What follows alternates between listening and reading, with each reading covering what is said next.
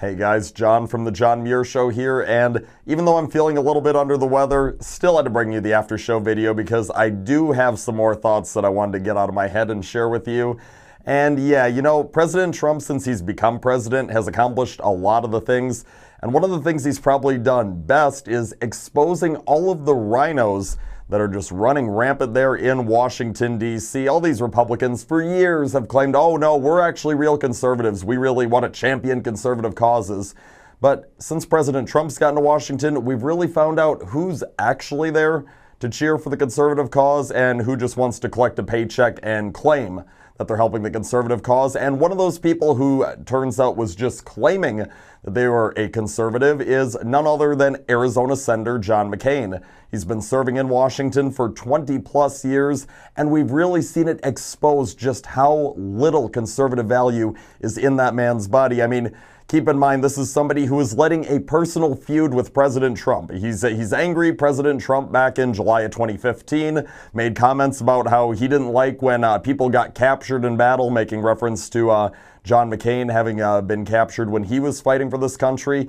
And McCain just didn't like it. You know what? I understand not liking that comment. I get it. And he said some things about Trump too. But at the same time, you need to build a bridge and you need to get over it because we have actual conservative causes that we're trying to accomplish. And unfortunately, the way Washington's set up right now, we need everybody on board. We can't even have a couple of people defecting.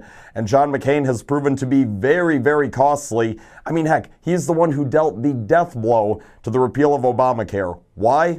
All because President Trump said that was going to be one of his huge accomplishments he was going to get done in his first term. And John McCain was so hell-bent on not letting President Trump have a victory that he was willing to go against everything that the party campaigned on leading up to the November 2016 elections. He was willing to go out there and he was willing to betray the trust of the very people who sent him to Washington and allow him to get a six-figure salary on a yearly basis.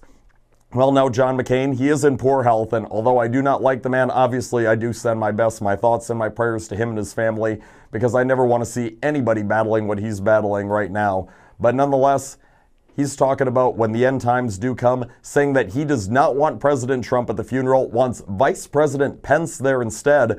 And then he went on to say that he would like to have eulogies given by two former presidents, George W. Bush and Barack Obama. Must have a thing for failed presidents, apparently. But anyways, he didn't stop there because, you see, Mr. McCain also went on to, it turns out, have a 90-minute sit-down visit with former Democratic Vice President Joe Biden, urging Biden to never get out of politics. And that kind of timely because Biden still hasn't ruled out running for president on the Democratic bid in 2020. McCain just having nothing but praise for Biden, saying, oh, isn't it so awful that our country's foreign policy is heading in the terrible direction it is? Yeah, terrible direction. Let me see. So when Biden and his buddy Obama were in the White House, yeah, a lot of countries, they didn't take us seriously. Obama was bowing to foreign leaders. Obama was apologizing to foreign leaders for the United States of America for no reason, because heck, we didn't want to apologize. We have nothing to apologize for. And he was, of course, drawing red lines in the sand, acting all big and tough, saying, oh, other countries, if you come across this red line, ooh, you're going to get it. And then they crossed the red line, and Obama did nothing because he didn't actually have a backbone. So now the United States is actually being respected and feared by its enemies. And you're trying to tell me, Mr. McCain, Mr. Biden, that that's a bad direction that the U.S. is heading in with its foreign policy? Well, me and tens of millions of other forgotten Americans, yeah, we have a little something to say about that.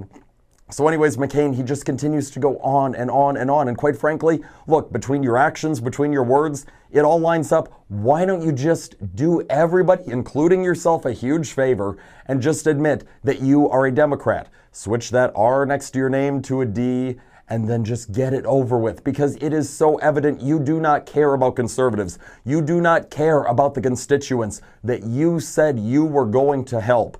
In the state of Arizona, his state, keep in mind, that is among the worst for states that have been crippled by the negative effects that continue to result from Obamacare. Look at what the premium increases have been in that state. It is just absolutely outrageous, and John McCain had a chance to do something about it, and he did nothing because he's a liar, and he doesn't actually care about the people. He cares more about being loved by the mainstream media, and that is a damn shame.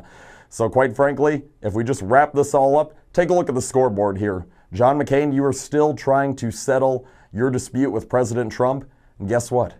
President Trump won. Because to this day, you still are trying to get revenge. You still don't feel satisfied. You still know that the American people love him way better than they love you. So the fact that you are still bitter and out for it, yep, that just goes to show you lost. And you know who else lost? Your constituents in Arizona. And quite frankly, with health care throughout the United States, the people lost. And that is on you, and that is a damn shame. And that is all the time that I've got for today, but we will be back with the John Muir Show tomorrow and each and every weekday morning on WTAQ, WHBL, WSAU. Hopefully my voice will be back on those stations tomorrow as well. We can only keep the fingers crossed. Until then, I'm out.